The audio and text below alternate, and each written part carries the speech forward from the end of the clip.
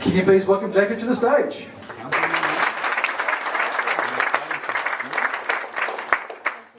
Hello? Cool, that does work. Hi, I'm just going to stand over here. I am going to try and get this to work. I kind of had it working last week, but I can use this as a remote. We'll see. I apologize if I have to walk back over there. I am also using Linux on a MacBook, so I might break halfway through and I'll have to send something else.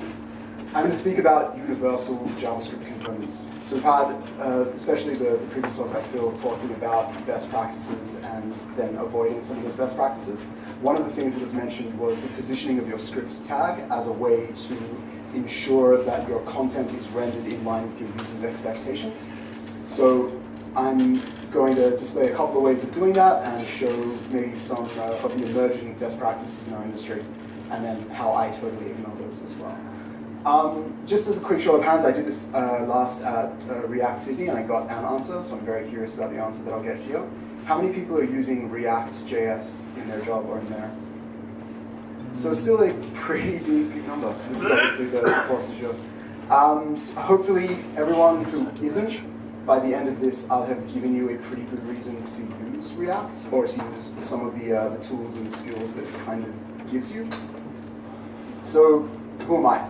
My name's Jacob. I work as a software engineer, developer. Most of the stuff I'm doing at the moment maybe is classified as front-end operations, which is like DevOps, but for people like us.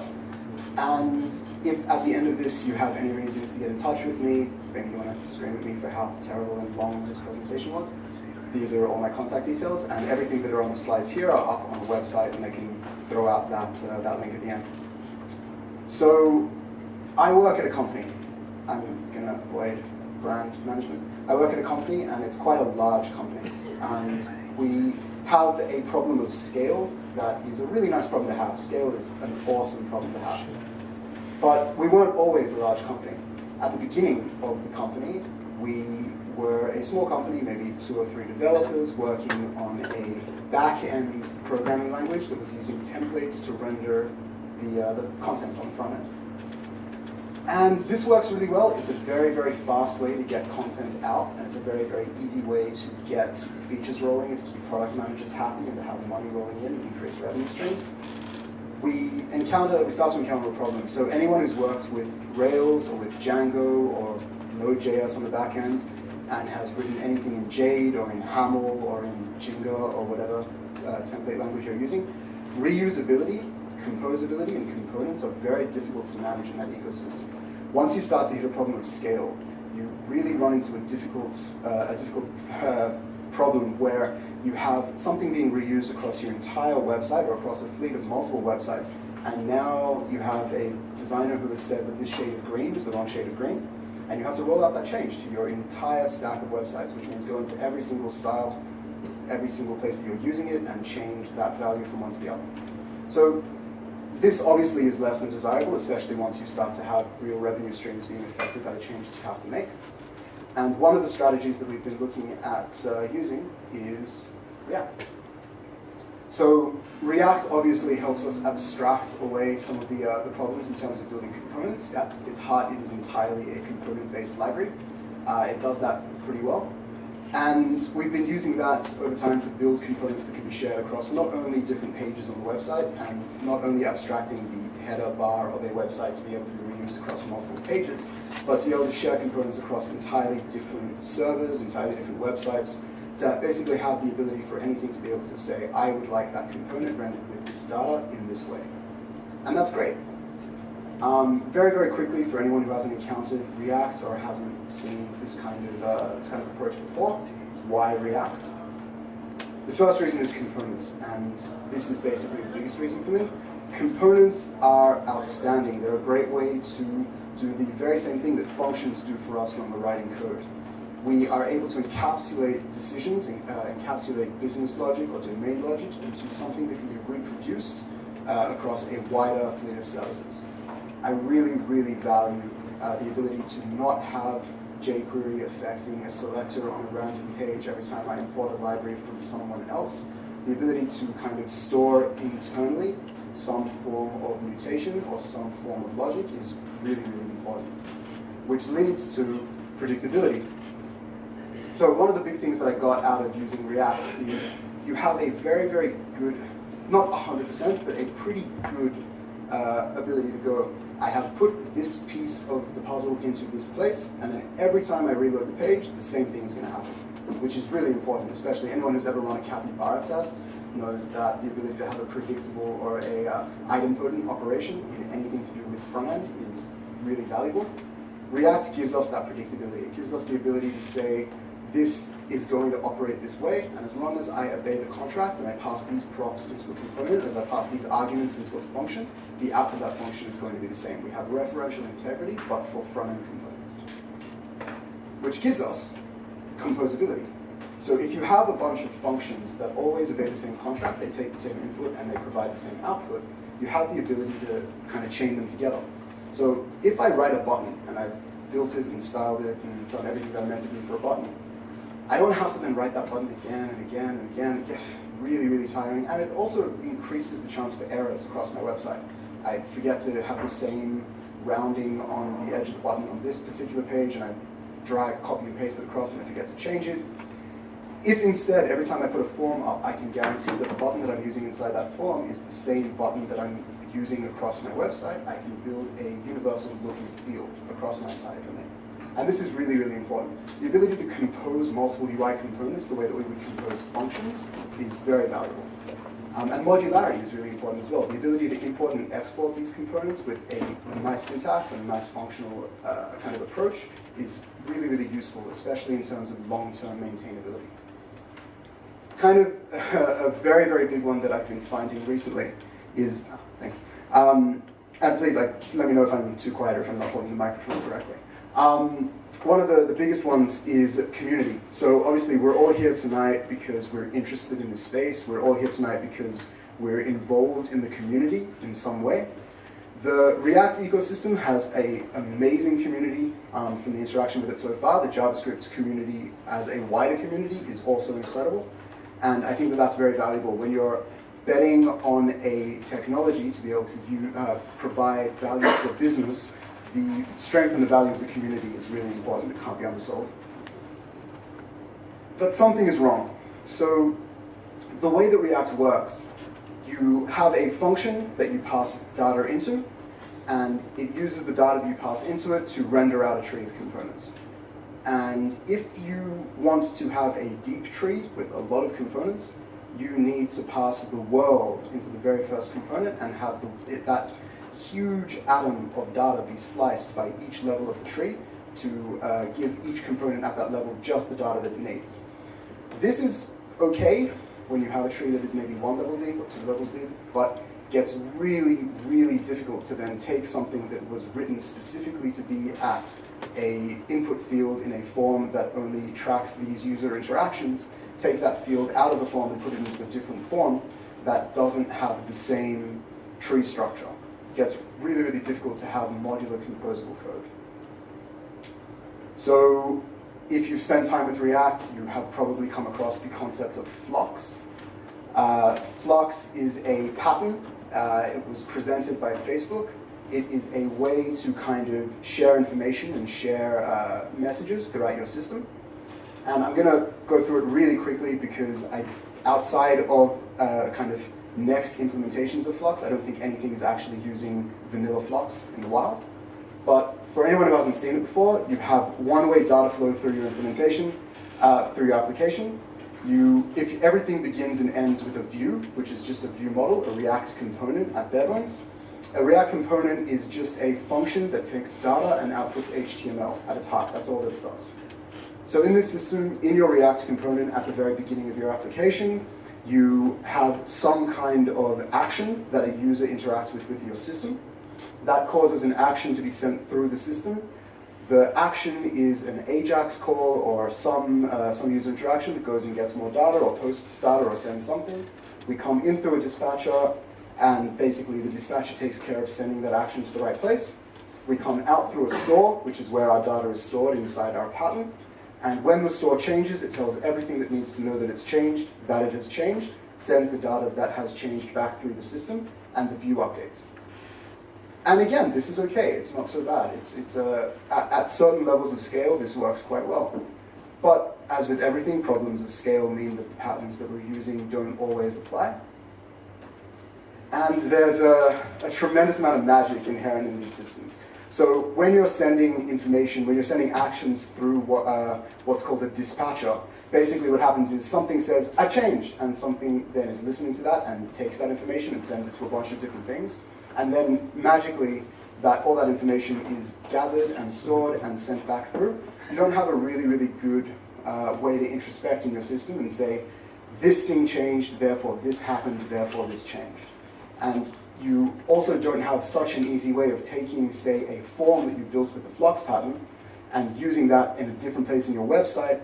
You are kind of constrained into building your entire world like this. And over time, Flux doesn't scale to give you the entire world. So can we do better? It'd be really bad if we couldn't. Yeah, we definitely can. And there are a lot of people who are in production and in theory. So what I think the way forward is, and there are a few libraries and a few implementations that do this, is the ability to co-locate data requirements and to universally render your applications. And this is where the concept of where you place your JavaScript input into your application. The idea is that universal rendering occurs both on the server and on the client. And given that the same data is available both on the server and on the client, you don't have that flash of either unstyled content or of re-rendering. So when you have Angular being brought into your application, you don't have all of your HTML kind of structure or your skeleton being rehydrated with some Angular information. Or with React, you don't have a single entry point being grabbed by React.render. You instead have your entire HTML structure sent from your server at time of first paint. And then when your dynamic structure comes in over the top of that, it just rehydrates the UI, makes it dynamic, and we continue as if nothing's changed. The reason why I think these two things are important is because they basically give us the structure that we need to have a universal experience, so both from the client and the server, which improves in all sorts of manner of UX improvements. And it also means that as developers, we have trust that this thing that I'm putting into my page in this place will respond the same way, regardless of whether it's interacted with on the server or on the client. The component is able to be reasoned about at any level of the abstraction that you're including it in. It improves our ability to predict its behavior and to compose it inside larger and more complicated environments. So this is kind of an example of what I would like to be able to write. There's a lot of ES6, ES7, and things in the future that aren't quite available yet. But basically, we want to be able to grab the ability to create a component, which is what we're doing with the import component from React line there. We want to be able to define some function, which is what the @data function does there. The @data function is what's called a decorator, and basically what that does is it takes whatever is on the next line after the decorator, wraps it in a function, and provides an output from it at a high level. We want to be able to write a function that will take our React component that does our rendering logic and say, before you render, before you get anywhere near rendering, this is the data you're going to need, and this is the way that you're going to get it. And not have to say ahead of time, I want to render out a news story. So I need to know the title, I need to know the content, I need to know all of this information about the news story ahead of time, go and fetch it and bring it into the application and then render it. I'd rather be able to say, you are a news story component, you're going to need to know news story stuff, and here's the idea of the story that you need. You take care of it. I've written you already, you can do it. It's just a function. And then underneath all of that, we have a React component, which is just, at this point, an ordinary ES6 class. It has a render method. It takes some props, which are just arguments to a function, and returns some HTML, which is just the output of the function, and we're away. So I'll start, and there are a few libraries that I'll present that do this. The first one that I'll touch is the async-props library. This is responsible for handling asynchronous props into a React router solution. The idea here is basically that at the point at which on your server a request is made to an endpoint, you can define for that endpoint a function that knows ahead of time what is required to render the template at that endpoint, go and fetch all of the data, and when that data has resolved and is available, go through the stages of rendering the endpoint. Yeah, so this is what it looks like. We have a React component called app. We have a callback that is how we go and get our information. And we basically say that once that once that information is available, we render our component. So because we have an ES6 class here, we've defined a static method on the class that is available on every, not an instance of the class, it's available on the class itself. And it's used by the async-props library to say, for the application at this root, this function must finish before you can actually do any rendering of the application. So this looks okay. We can make sure that anything that we build with this system will make sure that it renders only after it's gone and fetched the data. But basically what we, I might have the slides out of order here. Basically what we end up with is we don't have a way to say in a nested component configuration that each bit of this tree can define just the data it needs. So we see here this is an app. We're not saying here a taco. We want a way to have a component that is defined at the very bottom of the tree to be able to say, I just need this data, I'm just going to go get it. I don't want to have to pass all of the data in through the entire tree. So the very biggest library that's doing this is Facebook's Relay. And Relay is kind of the next level of Flux. It's what comes after Flux as far as Facebook is concerned. Relay is a very monolithic, very opinionated, very structured, and very complex framework. And if you consider React a library, Relay really is a framework. It's a big buy-in to be able to implement a library in this way. So we'll start. This is actually quite a convoluted example. All of these examples are taken directly from the entry tutorials that are given by these libraries or frameworks. For Relay, we're going to render out some T. So we create a T component, we have a return function, we return some HTML. We then wrap that component in a container, and we declare the fragments that are required for the query language that Relay uses to get this information. And we then wrap a component in a store, and we then wrap a store in a container. And this gets really complex really quickly. It does everything that I've said that I'd like. It allows you to declare at a low level of a component tree that this component just needs this data.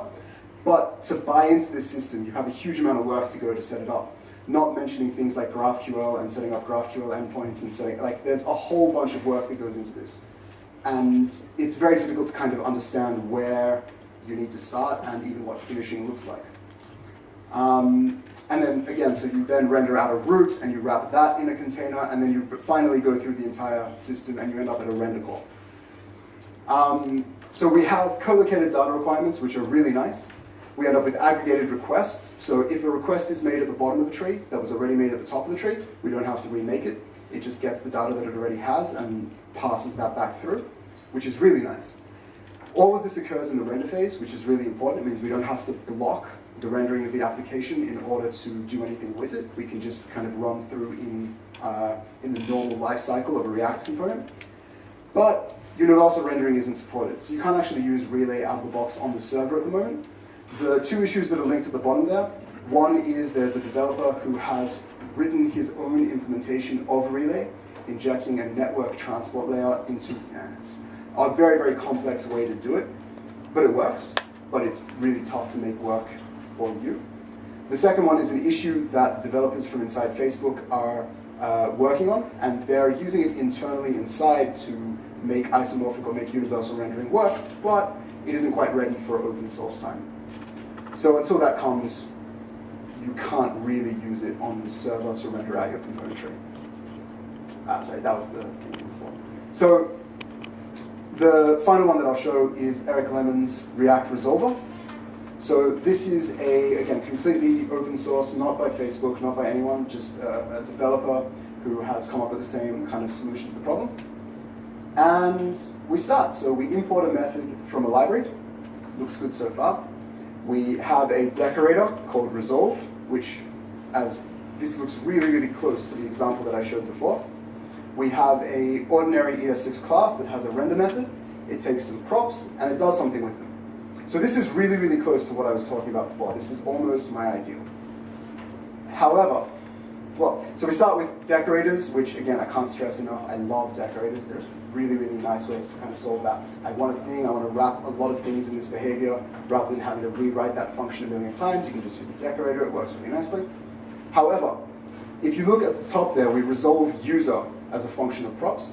What that means is that for every single prop, every argument you want to pass into this component, you have to define another decorator around this component. So if you have 10 props that you need to pass into your component, that's 10 decorator functions you need to write and support over time, which can get quite difficult to maintain over time. Otherwise, it's a really, really good tool. It works really nicely. Universal rendering back and front works really well. But from these examples, you can see that there is a few common things that we can take away.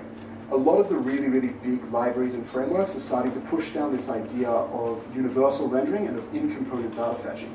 So if you look at the way that Ember and Angular are going to start approaching their server-side rendering and SEO approaches as they kind of release these new technologies, they're pushing very hard down the ability to be able to universally render an application. Similarly, there's a lot of work being done to be able to build a component that can be reused in a bunch of different environments and architectures. And all of this is going to be really, really useful to the ability to either A, use your own components across your own fleet of applications, or to pick something up off the shelf from someone else and just be able to use it directly in your application. But, like I said, the React Resolver one was close, but it wasn't quite what I wanted. So, like any good software developer, rather than using what was available off the shelf, not invented here syndrome, I've built something that kind of gives me what I was looking for, rather. So everything is reactive these days. I've decided to be proactive. I was really happy I didn't pick Preact, which was released 2 days before I really started working on this. And this is yet another micro framework for React. It's very focused on the idea of data fetching inside components. And it's, yeah, well, I'll show you exactly what it does. So the idea is that you bring in a function, a decorator, called a leaf container.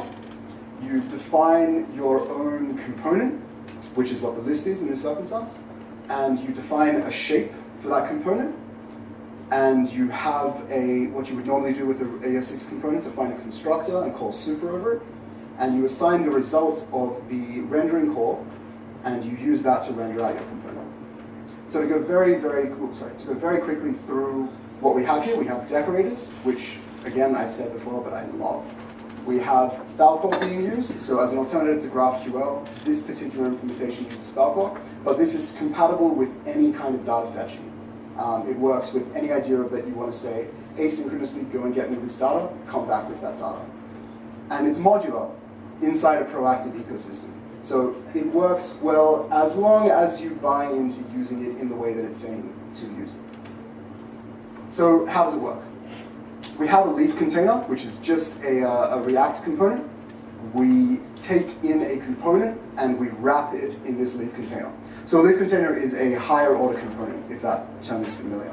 And basically all that means is that it takes a component in as an argument and does some other stuff, and then returns that component enriched with some difference to it. In this case, what we do is we use and a little bit abuse React's context library.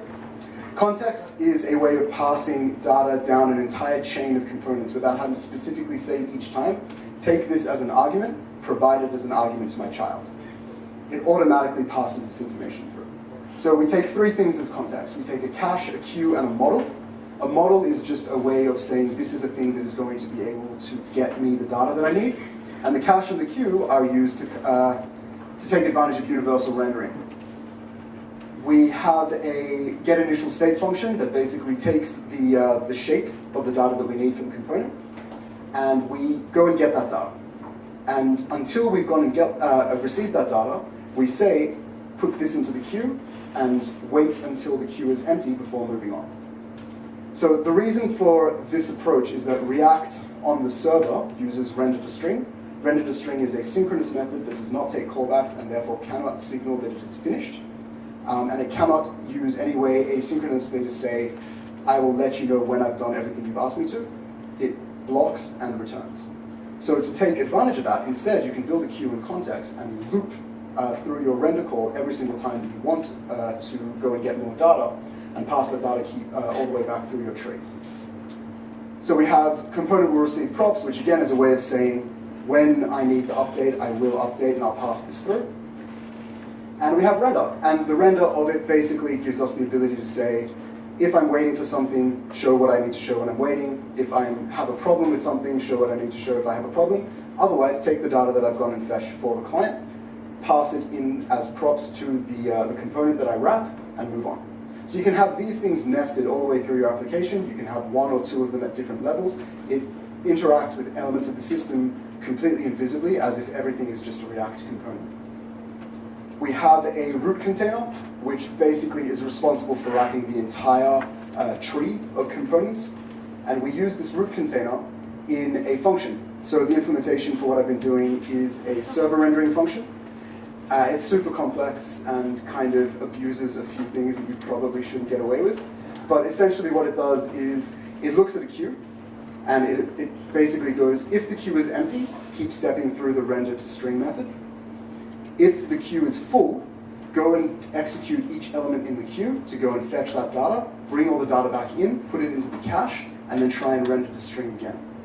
At every level of the tree that is generated by the components, if any of them say, I need this data, I need to go get it, they will put a promise or a callback or whatever venable into a queue that is shared between everything.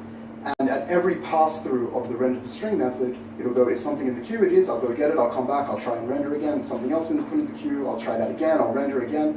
We basically just push all the way through the tree, fetch all of the data that's needed throughout the tree, and then render. And then we have a route. So at the beginning of the route, we say, these are the seeding props that are needed for the root component, and this is the way that we're going to start, and go and render this, and at the point that you're finished, then I'll send that to the client. Quickly before, do I have a minute for a perfect? Just the one. So I'll just quickly show. So this is a example. You can see that it renders as HTML. It's completely dynamic. Pending renders. This is all grabbed live from the server. Each component at each level of the tree is saying, I need just the title, I need just the information, I need just the list, and goes and declares the shape that it needs at each basically pass through render to string. The API that's sitting behind this will say, cool, I already have that, you can have it, or I don't have that yet, I'll go get it and provide it to you. And what we get is something basically that allows us to render both as pure HTML on the server, as well as enriched JavaScript HTML on the client, a universal experience, and an in-component data fetching. Yeah, so that's pretty much where I finished. Yeah.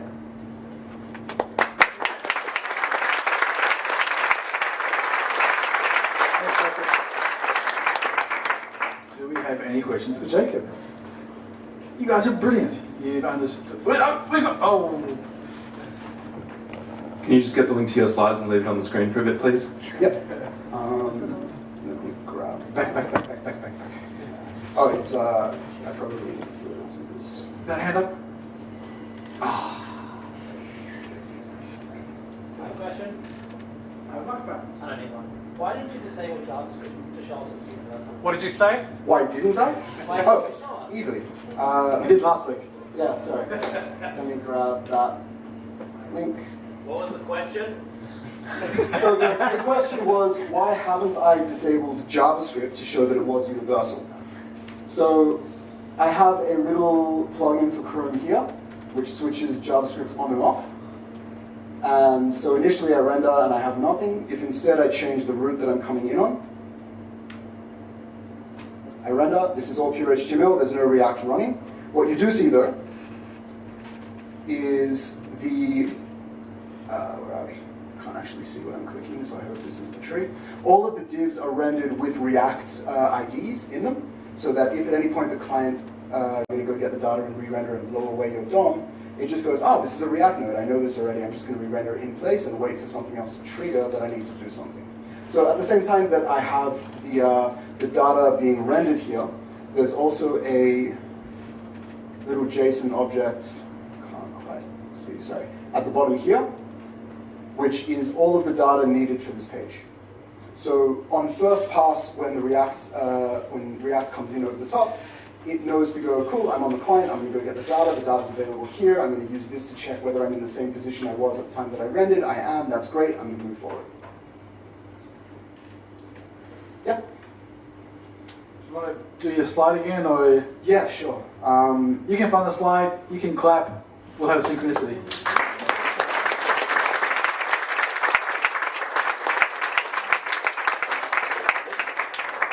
Don't do that, because then I need to get my deck running. So do you want me to just, I can tweet it out or I can send it back to you? Tweet, we've got an email list, we'll do something.